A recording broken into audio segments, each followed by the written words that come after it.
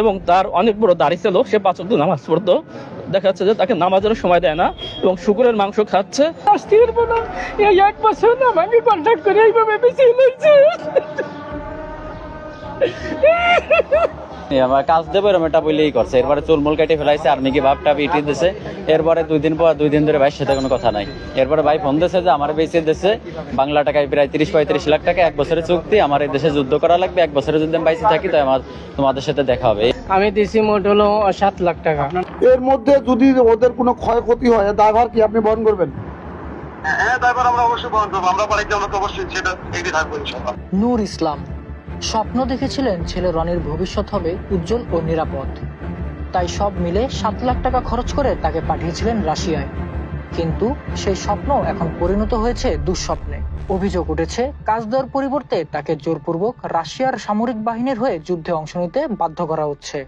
শুধু রনি নন, উচ্চ বেতনের চাকরির প্রলোভনে রাশিয়া গিয়ে ভয়াবহ পরিস্থিতির মুখে পড়েছেন আরো অন্তত 30 বাংলাদেশি যুবক। ভুক্তভোগী পরিবারের অভিযোগ, রাজধানীর নিকুঞ্জ 2 এলাকায় অবস্থিত জাবালে নূর নামের একটি এজেন্সি চাকরির আশ্বাস দিয়ে তাদের রাশিয়ায় পাঠায়। আমি বলে কি কাজ দেবে, সেই কাজে তো আমাকে চুল কাটাবে। তার ছেলের চুল একেবারে চাইছিয়ে ফেলাইছে, বুঝছেন? চাইছিয়ে ফেলাইয়ে পরশুদিন কিয়া ওকে 30 জনরা আনছে, 30 জনরা আইনে ওই এক মহিলা জেনে ছিল রিসিভ করে ওইতে আর্মি গিটেন বেশি ফেলাইছে। বেশি ফেলালে বাংলাদেশে 40 লাখ টাকা করে। আর্মির পোশাক বানাবে, কয় কি এখন আমারে দেখে কান্দে সব জীবন বলে থাকবে না, আমি দশড়ি দিয়ে যদি পাইছি থাকি তো আমি আসতে পারবো না, আসতে পারবো না। পরিবারগুলো দাবি করেন উচ্চ বেতনের চাকরির কথা বলে ভিসা প্রসেসিং সম্পন্ন করে যুবকদের বিদেশে পাঠানো হলেও সেখানে গিয়ে তারা প্রতারণার শিকার হন। জোরপূর্বক রাশিয়ার সামরিক বাহিনীর হয়ে যুদ্ধে অংশ নিতে বাধ্য করা হচ্ছে বাংলাদেশিদের। এদিকে স্বজনরা বলেন শুধু যুদ্ধক্ষেত্রে পাঠানোই নয়, ধর্মীয় অনুভূতিতে আঘাত করে জোর করে শুকুরের মাংস খাওয়ানোর অভিযোগ আছে বলে তারা জানান। আমাদের জীবন সংকট যে মুহূর্তে আমরা মারা যেতে পারি, তোমরা এজেন্সির মাধ্যমে কথা বলো এবং বাংলাদেশের বাহিনীর কাছে আমাদের চাও যেন আমাদের ফেরত নেয়। এখানে আমাদের কাজের দরকার নেই। এবং তার অনেক বড় দাড়ি ছিল, সে 5 ওয়াক্ত নামাজ পড়তো। দেখা যাচ্ছে যে তাকে নামাজের সময় দেয় না এবং শুকুরের মাংস খাচ্ছে, খাওয়া দাওয়ায় কষ্ট দিচ্ছে। স্বজনরা আরো জানান এসব ঘটনার পর থেকেই চরম আতঙ্ক ও অনিশ্চয়তার মধ্যে দিন কাটছে তাদের, এবং অনেকের সঙ্গে নিয়মিত যোগাযোগও করা যাচ্ছে না বলে দাবি পরিবারগুলোর। দেশ গেলে তো 1 দিন কি 2 দিন পরে কোম্পানি থেকে সিম দেয় এবং কি ফ্যামিলির সাথে যোগাযোগ করাই দেয়, কিন্তু আমরা তার সাথে কোনো যোগাযোগে পাইতেছি না।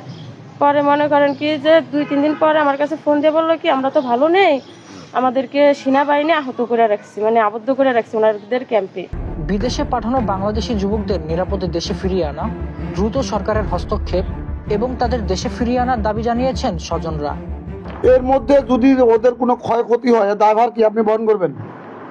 হ্যাঁ, দায়ভার আমরা অবশ্যই বহন করবো। আমরা বাড়িতে আমরা তো অবশ্যই সেটা এগিয়ে থাকবো ইনশাআল্লাহ। উইদিনে 10 days আপনি এটার ব্যবস্থা নেবেন, যাতে এর মধ্যে যদি তাদের কোনো ক্ষয়ক্ষতি হয় দায়ভার আপনাদের। এটা আপনি সম্মুখে বলছেন নাকি? মানে এর মধ্যে কোনো ব্যত্যয় ঘটে বা আইনগত কোনো বিষয় থেকে থাকে তাহলে ভাই আমি আইনগত ব্যবস্থা নেব, ঠিক আছে?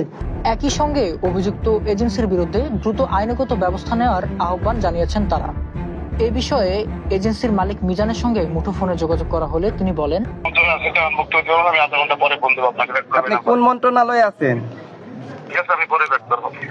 মামুনুর রহমান হৃদয়, মানব জমিন।